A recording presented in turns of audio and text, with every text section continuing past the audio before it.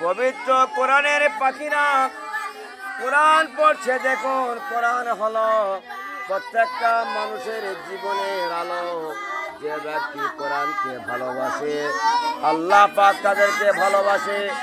যে ব্যক্তি কোরআনকে মহব্বত করে আল্লাহ পাক তাদেরকে মহব্বত করে।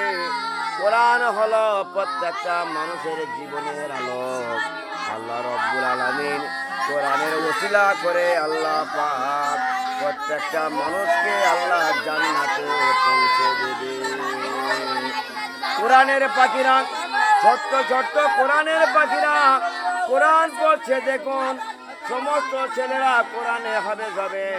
আল্লাহ রাব্বুল আলামিন কোরআনের ওসিলা করে আল্লাহ পাক নাজাতের জারিয়া দান করে দেবে। মাশাআল্লাহ।